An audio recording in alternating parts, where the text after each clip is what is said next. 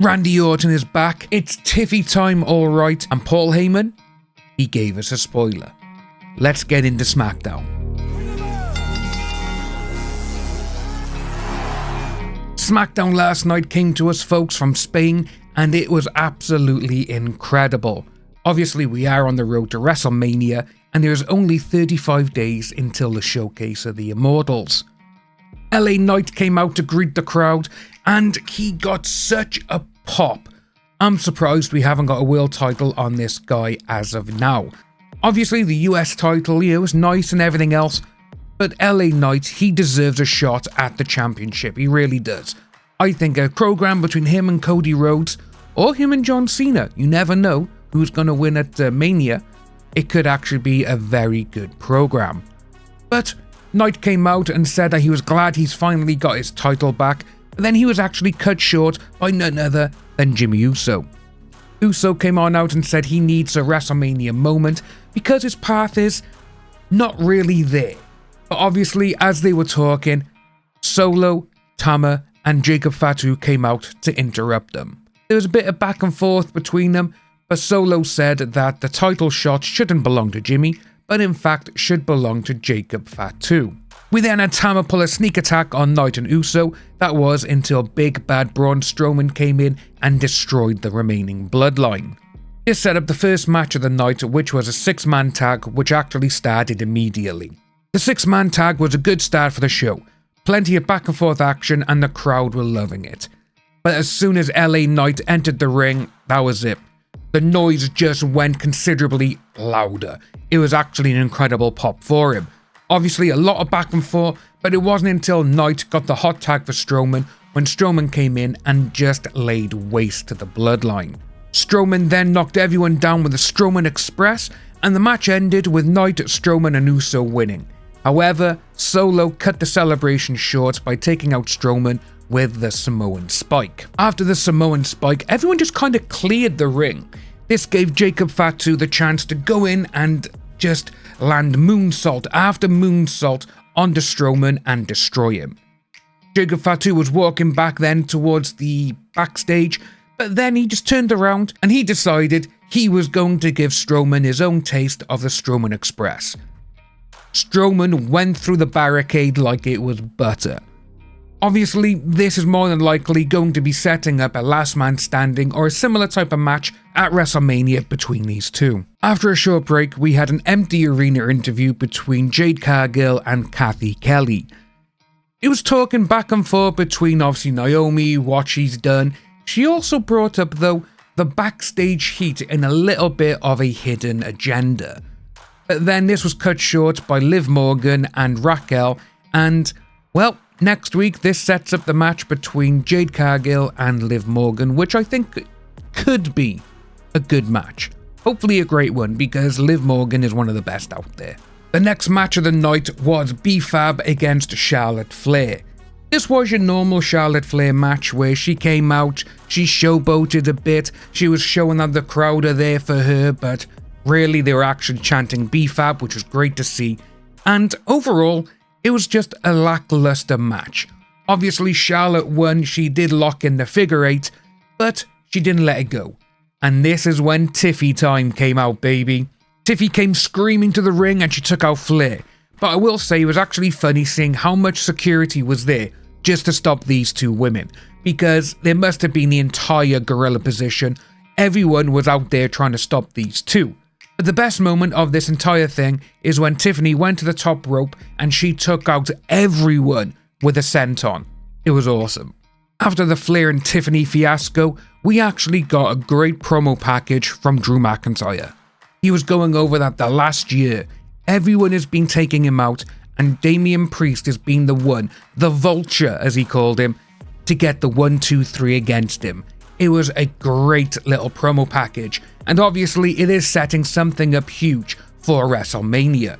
I do think that these two will put on one of the best matches on the entire card, because when these two seem to get in the ring and they got a good story, they always nail it, and it's going to be a good match to look forward to. However, I'm not too sure what type of match it's going to be.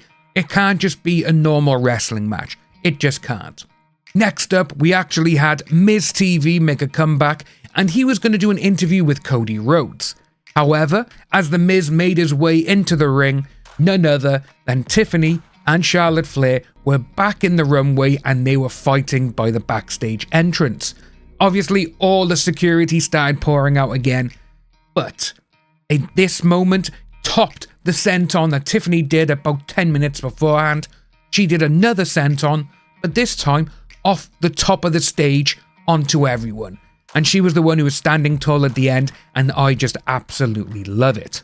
After that was done, The Miz said, that was a great little segue into Miz TV, where the crowd started booing for the final boss, for John Cena.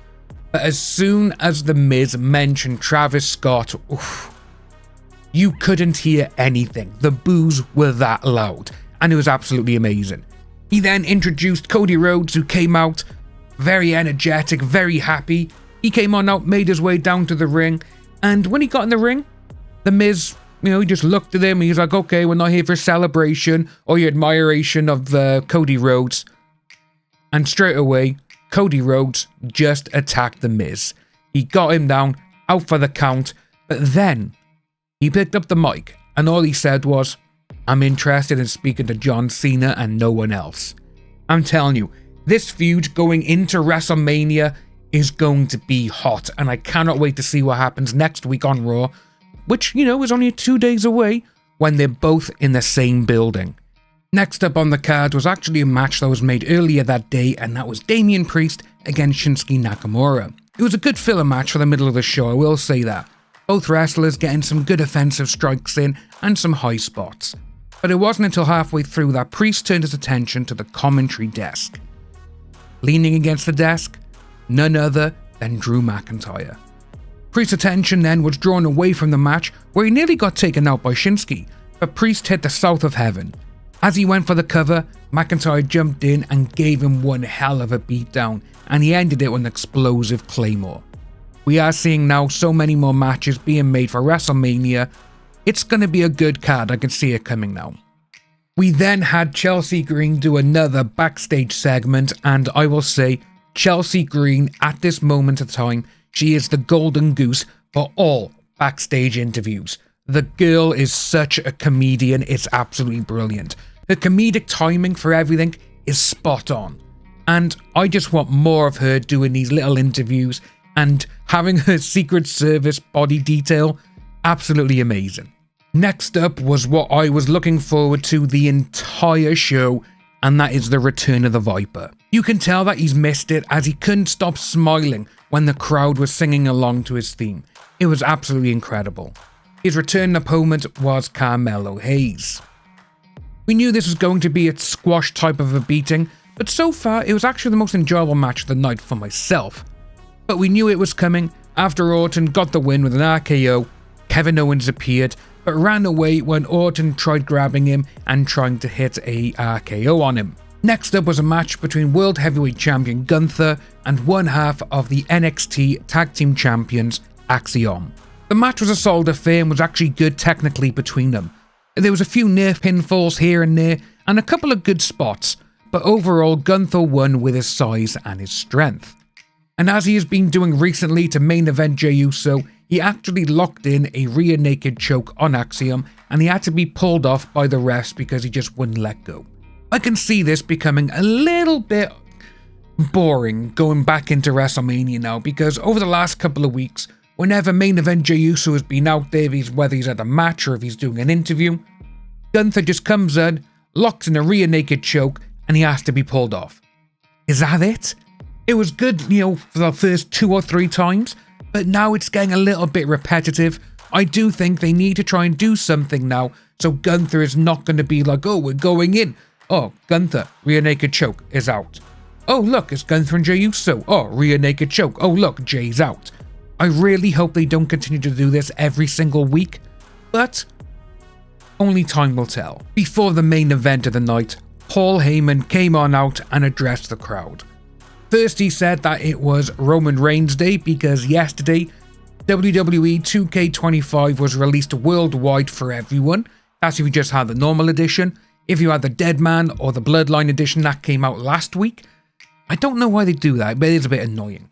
But anyway, he said that it was Roman Reigns Day and it will never, ever be Seth freaking Rollins Day. I think he's got some animosity towards Rollins. What do you think? But obviously then, his second thing he said was, next week, Roman Reigns is going to appear on SmackDown. And he goes, that's not a rumour, that's a spoiler. And he left the ring. And to be honest with you, Paul Heyman at this moment in time is the best storyteller in all of pro wrestling. Paul Heyman is the man. I am a Paul Heyman guy. The last match of the night was obviously the main event. It was defending tag team champions DIY against the returning Street Profits. Whenever these four men are in a match, you know it's going to be no less than a great match or better. They were the customary high spots, some of the best near falls we've actually had in quite some time as well. But to end the show, it was a great match. It had plenty of action. The match also showcased the Street Profits' gains in speed and strength since being out of action for a few months. It does seem that those pesky injuries needed time to heal as the Street Profits look better than ever. As the show went off the air, we had brand new tag team champions, the Street Profits. Overall, I actually enjoyed this SmackDown. I thought it was actually a really good show, and it's moving all the stories towards WrestleMania as we only have 35 days left. Overall, I actually give this show 7.9 out of 10 count, and hopefully, in the next couple of weeks, it only gets better. So if you are new to the channel, folks, like and subscribe. We're trying to get this channel up. We're trying to get the love of wrestling for everyone, just to interact with each other. So like and subscribe, folks, and I'll see you soon.